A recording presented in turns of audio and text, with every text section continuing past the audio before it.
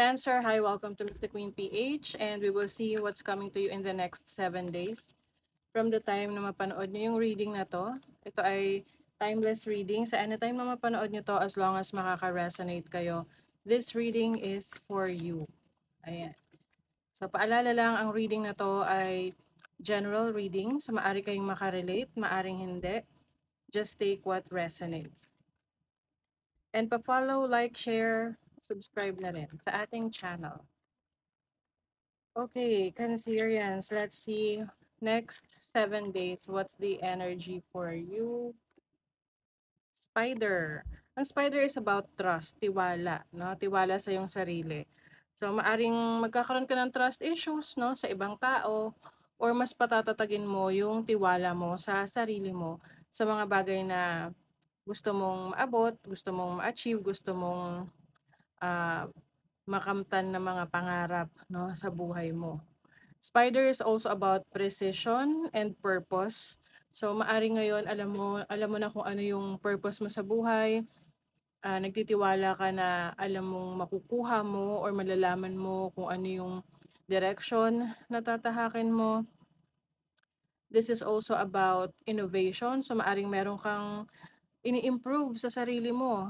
Pwedeng skill set mo 'yan, abilidad mo, kaalaman mo, or yung trabaho mo, business mo, or even your relationship, no, with other people.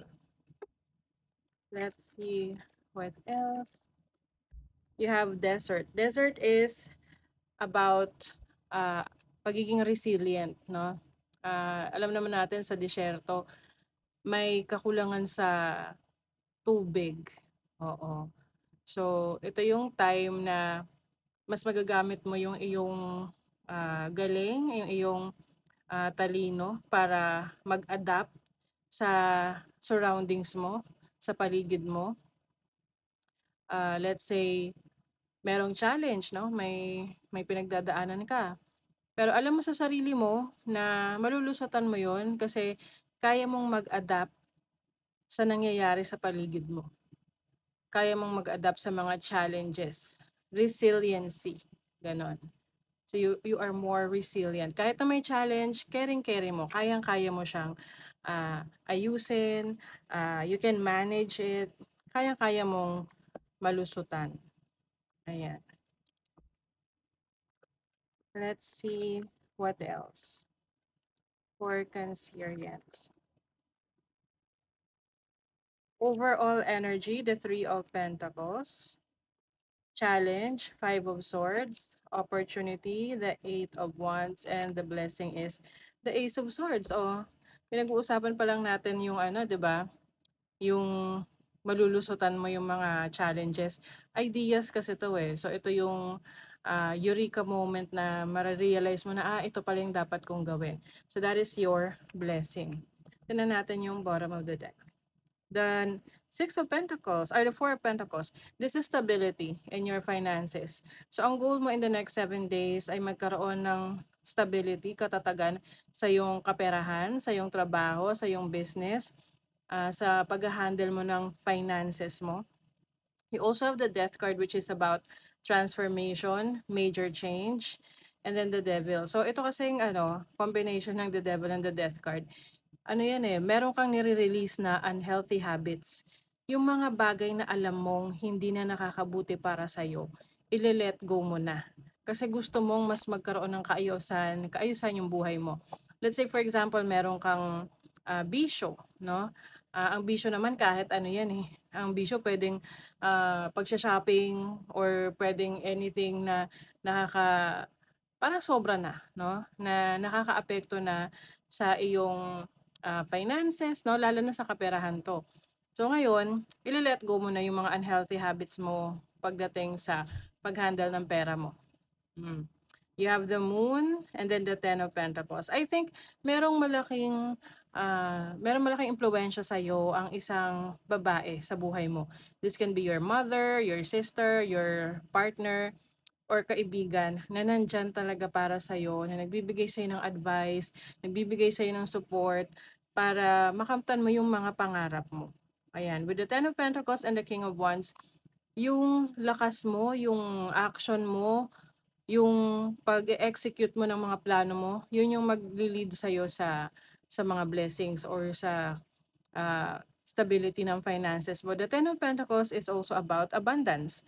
So, in the next 7 days, you will receive a lot of money.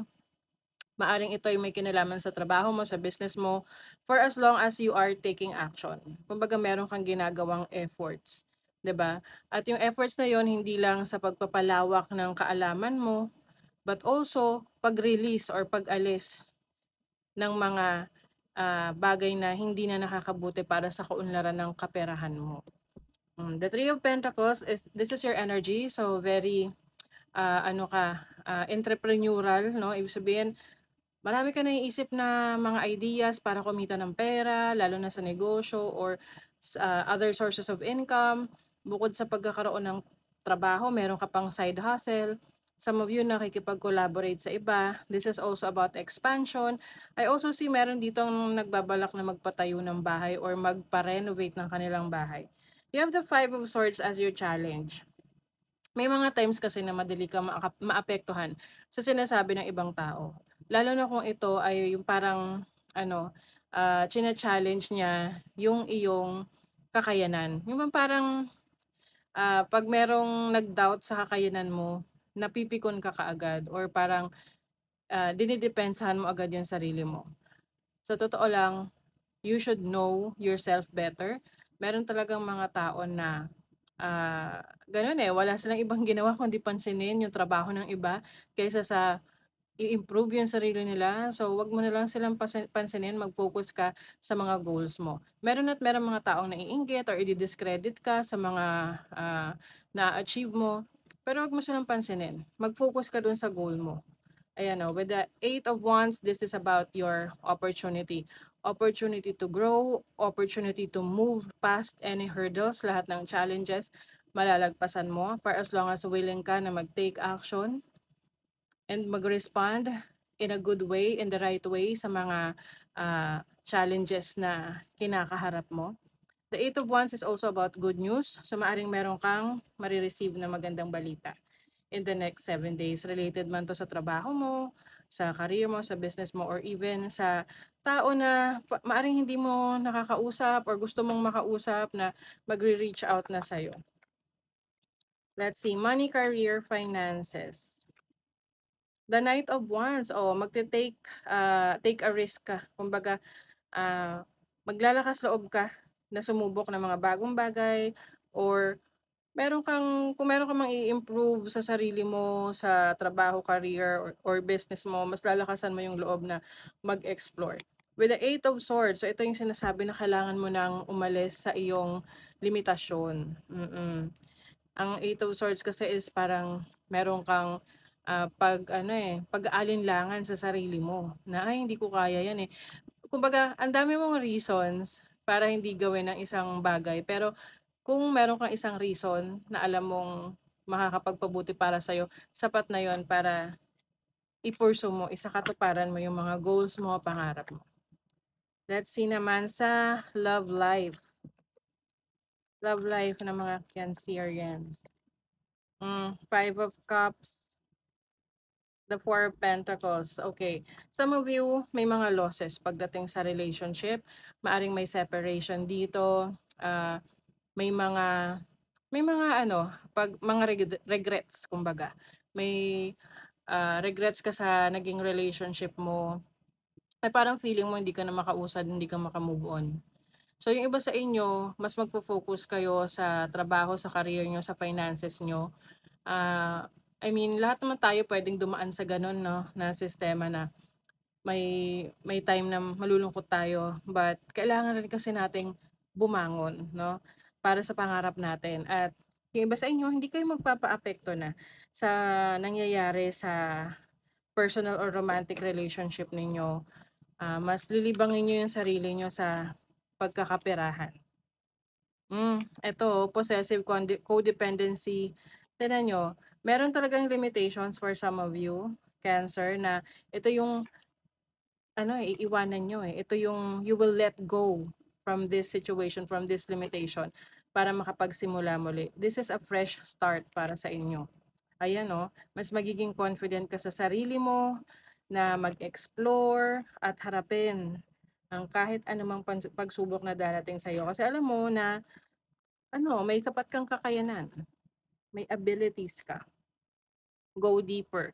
Human in Scorpio. This is about you na mas kinikilala mo ng mas malalim yung sarili mo, mas inaalam mo yung detalye ng mga bagay na pwede mo pang i-improve sa'yo. Balance spirituality and practicality. So, syempre hindi lang tayo dasal ng dasal or nagmamanifest. We also need to be practical doon sa mga hinihiling natin na kailangan meron din tayong actions na ginagawa to make things happen. Okay? So that is your reading, Cancer. Thank you so much. See you again.